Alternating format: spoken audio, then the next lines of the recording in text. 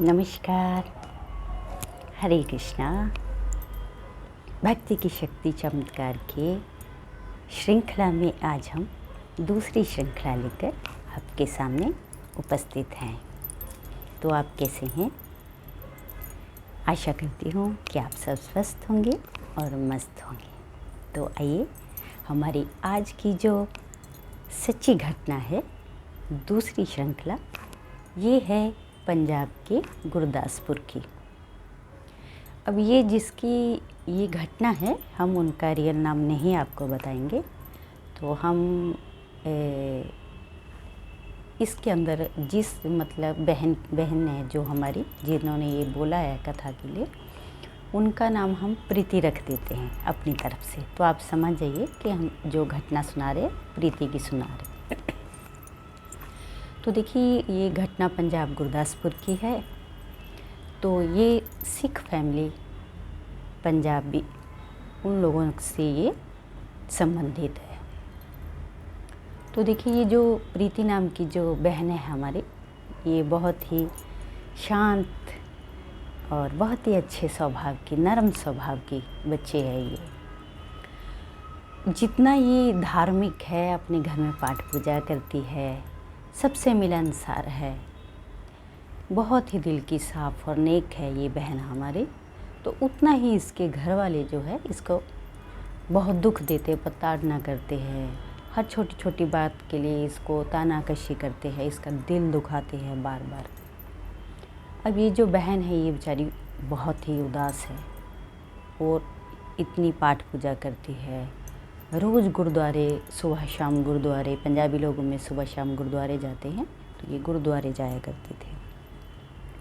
अब ये जो प्रीति बहन है, ये बेचारी, इसका क्या है कि इसकी जो स्टेप मदर यानी सौतेले माता है, उसने इसकी शादी बग़ैर देखे हुए ऐसे घर में कर दी जहाँ पर ना तो वो लड़का कोई काम करता है, ना वो ढंग से वो लोग, मतलब जैसे एक संस्कारी घर के होते हैं, ना तो वो लोग ऐसे संस्कारी।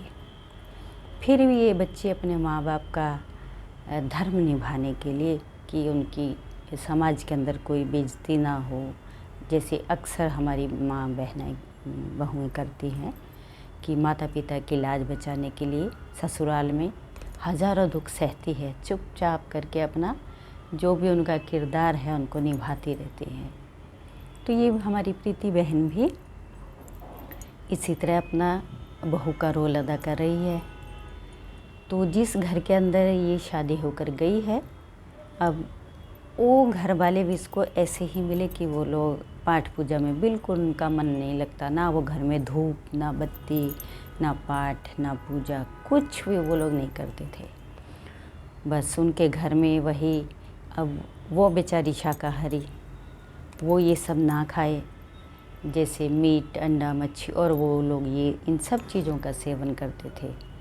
और वो जो जिसके लड़के के साथ उसकी प्रीति बहन की शादी हुई थी, तो वो लड़का भी बहुत ड्रिंक करना, दारू वारू ये सब पी के गाली गलौज करना, मारना पीटना, जैसे आम समाज में होता है वैसे ही वो लड़का करता था।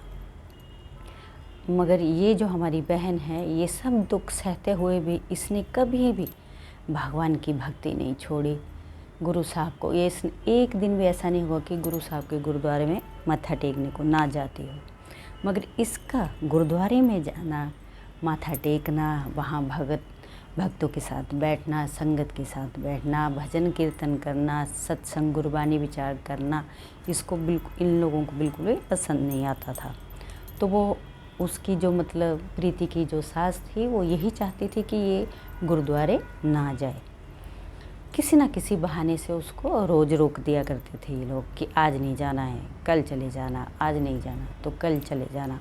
मगर ये बच्ची फिर भी रिक्वेस्ट करके, कैसे तैसे काम करके जाती थी, और घर में भी वो सुबह शाम पाठ पूजा अपना करती थी। इसको भगवान के साथ इतनी लगन और प्रीत थी कि खाना मिले या ना मिले, मगर ये अपना पाठ पूजा, भजन गुरबानी विचार छोड़ती नहीं थी, सुबह शाम पाठ करती थी।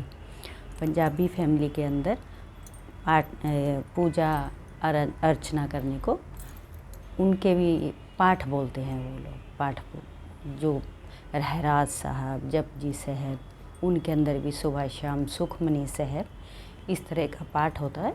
तो वो बच्ची ऐसे पाठ किया करते थे। तो एक दिन क्या हुआ कि उसकी सास ने प्रीति बहन को बोला कि आज तो गुरुद्वारे नहीं जाए, आज से तेरा गुरुद्वारे जाना बंद है। अगर तेरे को इतना ही उनके ऊपर गुरुद्वारे में तेरे को इतना ही गुरु महाराज के ऊपर श्रद्धा है तो वो तेरे से मिलने को खुद आएंगे, तू नहीं जाएगी इस घर के बाहर। अब उस प्रीति बहन ने सुना तो उसको बहुत बुरा लगा कि अभी ये कैसे हो सकता है कि मैं नहीं जा सकती, मगर वो मेरे को मिलने को आएंगे, इस घर में आएंगे तो मानेंगे कि तू बहुत बड़ी सत्संगी है, तेरे अंदर वाकई तेरे को गुरु साहब से प्यार है, तू वाकई भजन कीर्तन वाली है। तो ऐसे ऐसे उसको बेचारी को तानाकशी करते थे ये लोग, उसका बहुत दिल दुखाते थे। मगर वो लड़की रोती बिलखती, किसी से कुछ बोलती नहीं थी, ना किससे उसको मिलने दिया जाता था। मगर उसने कभी भी भगवान का साथ नहीं छोड़ा, हर घड़ी उनके रंग में रंगी रहती थी, उन लोगों के सब काम काज करती, घर गृहस्थी संभालती हुई बेचारी कैसे न कैसे करके सारे काम निपटाती रहती थी। फिर एक दिन आप देखिए, भगवान भक्त की परीक्षा लेते हैं मगर उसका कभी साथ नहीं छोड़ते। ये दुनिया वाले जो होते हैं ना, ये जो जितनी पाठ पूजा करता है, जितना भगवान की तरफ जाता है, सबसे पहले दुख उसको उसके घर वाले ही देते हैं, बाद में तो जो होता है वो देखा जाता है। लेकिन समाज में हमारे, ये मैं आपको सच्चाई बता रही हूँ, ये हकीकत है। जब कोई सबसे पहले दुख देता है ना भक्तों को, अपने घर में ही दिया जाता है। जैसे मीरा को भी उसके घर में ही प्रताड़ना दिया करते थे, तो ऐसे हमारी प्रीति बहन को भी घर में प्रताड़ना मिलती थी। तो एक दिन देखिए क्या हुआ, बहुत मतलब पंजाब में तो क्या है, आए साल बारिश बहुत होती है तो बाढ़ आ जाती है, कभी यहाँ से कभी वहाँ से, पूरे गांव में मतलब पानी पानी पानी भर जाता है। लोगों का बहुत नुकसान होता है, फसलों का, पशुओं का, अंजल का, मतलब बहुत नुकसान होता है। तो इस साल क्या हुआ कि इतनी बारिश हुई कि बारिश रुकने का नाम ही नहीं ले रही थी। अब जो गांव के अंदर जो मतलब गुरुद्वारा था जहाँ वो हमारी प्रीति बहन जाती थी माथा टेकने को, अब ये इतनी बाढ़ आई कि जो गुरुद्वारा साहब था उसके अंदर भी पानी भरने लग गया। इतना पानी भर गया कि 6 और 7 फीट तक पानी आना शुरू हो गया, जैसे ऐसा भरने लग गया।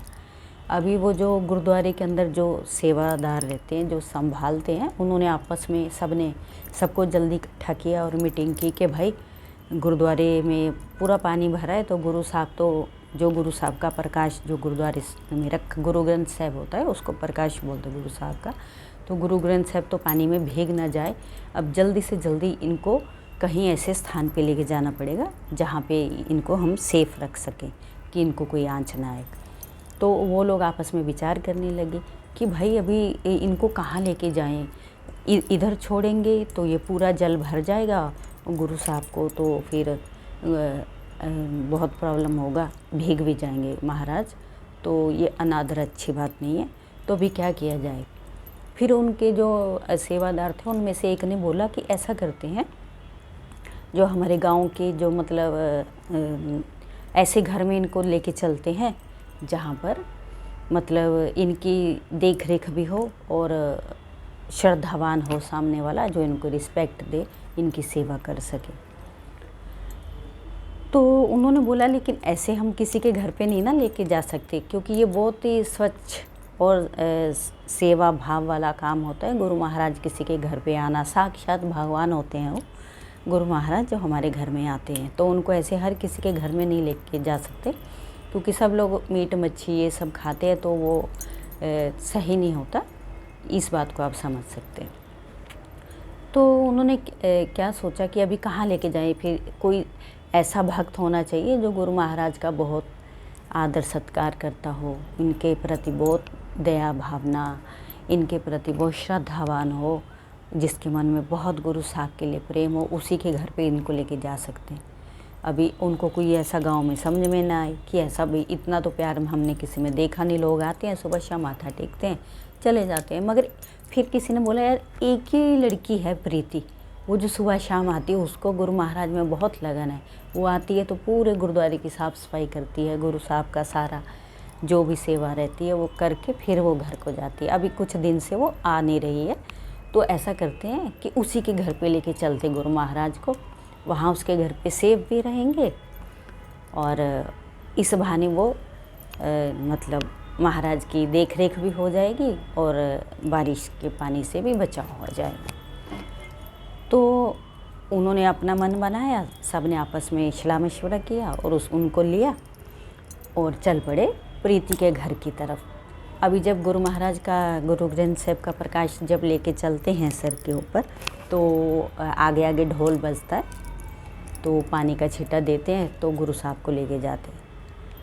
तो ये जो लेके गाड़ी की आवाज़ होती है वो टन टन टन गुरु साहब का पता चल जाता है कि इस तरफ को गुरु साहब आ रहे हैं। तो ये जो आवाज़ है ये प्रीति के कानों में पड़ रही है, क्योंकि थोड़ी दूर में तो घर है ना। तो गुरुद्वारा गांव के बीच के गुरुद्वारे की बात है। तो उसके घर वाले भी बोलने लगे लग रहा किसी के घर पे गुरु महाराज आ रहे हैं। तो उसके घर वालों को भी सुन रहा है सबको। तो वो भी बोली हाँ होगा कोई श्रद्धावान जिसके घर में आ रहे हैं। तो थोड़ी देर के बाद वो आवाज़ तेज़ हो गई। जब तेज़ हुई तो सब घर वाले निकल के बाहर देखने लगे कि भाई हमारे पड़ोसियों के आए हैं क्या मतलब गुरु महाराज। तो वो निकले घर के बाहर और देखने लगे। जब उन्होंने देखा तो सेवादार जो थे वो आके उनको बोले दूर से कि भाई पीछे हटो पीछे हटो, आपके घर में गुरु महाराज आ रहे हैं। तो जब ये उसने ये बात सुना कि हमारे घर में गुरु महाराज आ रहे हैं, तो उसकी सास को तो आ गया चक्कर, और उसका जो लड़की का हस्बैंड था, जो पति था, उसको भी चक्कर आ गया सुन के कि हमने इसको तानाकशी की थी प्रीति बहन को कि अगर तेरे को मिलने को स्वयं आएंगे भगवान तो ही हम तेरे को गुरुद्वारे जाने देंगे और तेरी भक्ति का पता चलेगा, वरना आज के बाद तू कभी गुरुद्वारे नहीं जाएगी। अभी आप देखिए बारिश का बहाना किया गुरु ग्रंथ साहब जी को, इतनी बाढ़ आ गई। गुरु साहब ने ऐसे रचना रचाई, ऐसा लीला रचाई कि फिर वो प्रीति बहन के घर पे जब तक बाढ़ नहीं गई, पानी नॉर्मल नहीं हुआ, तो गुरु महाराज का जो प्रकाश था प्रीति बहन के ही घर पे रहा। तो प्रीति बहन ने जी भर के उनकी सेवा की और अपने साथ ये जो हुआ वाक्य वो हमको सुनाया। तो देखिए ये जो हमने सच्ची कहानी सुनी है, तो उस दिन के बाद उसके जो सास ससुर, जो उसके पति जो मतलब उसको तानाकशी ऐसा करते थे, उन लोगों ने प्रीति से माफ़ी मांगी कि भाई हमको माफ़ कर दे, हमको नहीं पता था कि हमारे घर में इतना बड़ा मतलब भक्त है और जो साक्षात जिसके लिए गुरु महाराज हमारे घर में आ गए हैं। इतनी बड़ी सेवा भाव रखने वाली ये बहन हमारी प्रीति बहन। तो भगवान सबकी सुनते हैं। इस कहानी से हमें यही शिक्षा मिलती है कि कितना भी हमारे साथ बुरा हो, कुछ भी हो, मगर आत्मसमर्पण हमको भगवान को करके रखना होता है। हमेशा कुछ भी हो जाए, सबके साथ रिश्ता टूट जाए, मगर अपने भगवान के साथ कभी रिश्ता नहीं टूटना चाहिए। अगर हम उनके साथ जोड़ के रखेंगे तो हमको कभी टूटने नहीं देते, वो स्वयं हमारा हाथ पकड़ के रखते हैं। तो मेरी आपसे ये हाथ जोड़ के प्रार्थना है कि अगर आपके घर में भी कोई ऐसा बच्चा, ऐसी बेटी, ऐसी बहू, ऐसी माँ, ऐसी बहन, कोई भी आपके घर में ऐसा हो जो भगवान की बहुत भक्ति करता है और आप उसे तानाकशी करते हैं, तो ऐसा कभी भूल के भी मत करना, क्योंकि एक की वजह से ही भगवान सबको तार देते हैं और एक की वजह से सबको मार देते हैं। एक जो घर में आपके भक्ति करता है ना, उसकी वजह से ही आप सबके घर में बरकत होती है। भगवान आपके सारे काम संवारने लगते हैं उसकी वजह से ही। जैसे वो आपके लिए, परिवार के लिए, आपकी तंदुरुस्ती की, आपके रोज़गार की, आपकी हेल्थ की, वेल्थ की, जो भी भगवान से वो प्रार्थना, रोज़ भक्ति अपनी पूजा करता है, उसमें आप परिवार के लिए तो रोज़ मानते ही है ना कि भगवान मेरे परिवार को अच्छा रखना, ये तो भगवान उसकी ज़रूर सुनते हैं। उसकी वजह से आप लोगों के भी मुकद्दर जाग जाते हैं, किस्मत जाग जाती है। तो मेरी आपसे ये हाथ जोड़ के विनती है कि अगर आपके घर में भी ऐसा कोई भी भक्त हो तो उस भक्त को कभी दुख मत दीजिए, बल्कि उसकी रिस्पेक्ट करें कि आपके घर में भी कोई प्रहलाद के जैसा है। वो है ना कि हर जुग जुग भक्तो पाया, पैज रखदाया राम राजे, हर नाक्ष दुष्ट हर मारया, प्रहलाद तराया राम राजे। तो आपको आज का ये हमारा दूसरी श्रृंखला कैसी लगी?